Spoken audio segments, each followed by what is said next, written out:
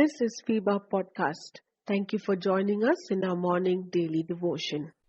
Disloyalty, ingratitude, and unfaithfulness are serious types of betrayal that result in intense stress, grief, and emotional suffering. These behaviors erode trust, resulting in severe suffering, perplexity, and lingering sense of loss. This was what Philemon must have undergone when he came to know the running away of Onesimus with stolen money from his home. The behavior of Onesimus has certainly triggered Philemon's anger. In one sense, that anger can be justified. Even we can say it was righteous anger. Anger has a tendency of leading to bitterness and rejection. Philemon did not make any effort to seek for fugitive Onesimus. I believe it was due to his anger and bitterness. Anger is not a sin, but it can lead to sin of bitterness toward the offender and eventual rejection. Ethically and logically, anger, bitterness, and rejection of an offender are acceptable. But in Matthew's Gospel, chapter 5, verses 38 to 43, if you read, you will understand that Jesus expects his followers to forgive, bless, love, and pray for those who offend them. Today's devotion brings you to my third principle. Forgiveness is the attribute of the strong. Forgiveness is the attribute of the strong. Paul endorses Philemon's love for godly people. In verse 5, he mentions Philemon's love for all God's holy people. In verse 7, Paul acknowledges Philemon's love shown to him. Paul also says that Philemon refreshed the hearts of the Lord's people. Jesus taught, as we read in Luke's Gospel, chapter 6, 32 to 36, "If you love those who love you, what credit is that you have? Even sinners love those who love them. And if you do good to those who are good to you, what credit is that to you? Even sinners do that. And if you lend to those from whom you expect repayment, what credit is that to you? Even sinners lend to sinners, expecting to be repaid in full. But love your enemies, do good to them, and lend them without expecting to get anything back. Then your reward will be great, and you will be children of the Most High, because he is kind to the ungrateful and wicked. Be merciful, just as your Father is merciful."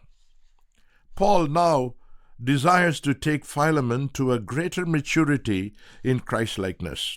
In his letter, he says in verse 12, in Philemon, "I am sending him who is my very heart back to you." In verse 15, he says, "Perhaps the reason he was separated from you for a little while was that you might have him back forever." And in verse 17, he says, "So if you consider me a partner, welcome him as you would welcome me." In a nutshell, Paul says to Philemon that he should take Onesimus back to him unconditionally to be his useful permanent partner and give reverence and significance as much Paul as would get from him. To do this, Philemon should have forgiven Onesimus like Christ forgives the sinners. Philemon unconditionally obeyed what his mentor Paul counseled him. He put off his anger, bitterness, revenge, frustration, and pain for the sake of godly counsel that came to him. Tradition says that Onesimus became a great Christian leader in Colossae and eventually became the bishop in the church of Ephesus. In verse 4, 5, 6, we read Paul's intention for counsel being given to Philemon. "I always thank my God as I remember you in my prayers, because I hear about your love for all his holy people and your faith in the Lord Jesus. I pray that your partnership with us in faith may be effective in deepening your understanding of every good thing we share for the sake of Christ. He says, I want you to have a deeper understanding of good things for Christ's sake. Philemon has been loving godly people. Now Paul encourages him to love with the same love even ungodly people. Paul's effort is to make Philemon's testimony and witnessing to become stronger. Indeed, Philemon proves that he stands as a strong spiritual leader by extending his forgiveness for Onesimus. Forgiveness is an expression of victim's love, long-suffering, kindness, gentleness, self-control toward his offender.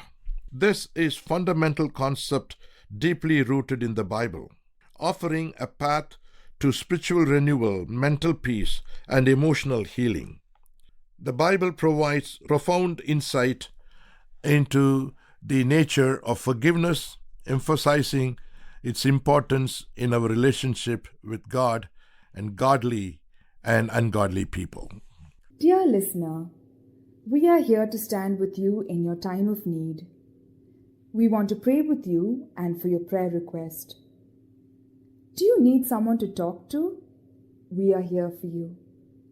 Call us or send a message at +91 636 425 2164, +91 636 425 2164.